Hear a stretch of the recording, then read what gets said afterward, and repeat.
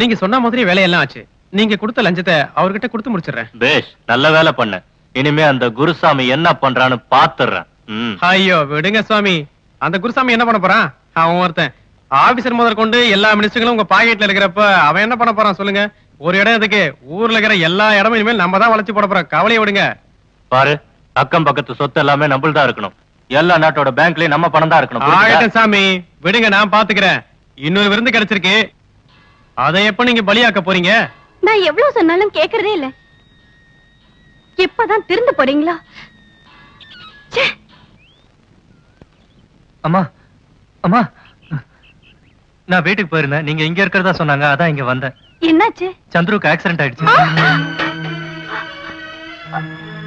கடவுளே, என் மகனுக்கு எதுக்காக தண்டனை கொடுத்திருக்க?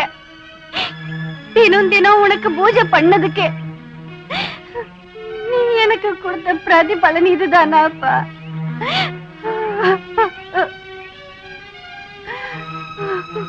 அந்த சிவமணி எதுக்குமா பழி போடுற? அந்த கேடு கட்ட சுவாமிஜி சவகாசத்தினாலதான் இப்ப அண்ணன் இதெல்லாம் அனுபவிச்சுட்டு இருக்கா. இதுல யாரா இருந்தாலும் தப்பிக்க முடியாதுமா. சமாதானமா இருமா. வா, வீட்டுக்கு போலாம். வாமா. வணக்கம். வணக்கம். வணக்கம். வாங்க உட்காருங்க. என்ன விஷயம்?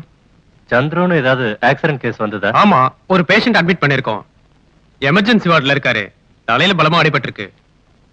இப்ப என்ன பண்றது? எல்லாம் சிவனின் செயல். பணம் எவ்வளவு செலவானாலும் பரவாயில்ல. அவன் உயிருக்கு எந்த ஆபத்தும் வரக்கூடாது. ப்ளீஸ் வாங்க போய் பார்க்கலாம்.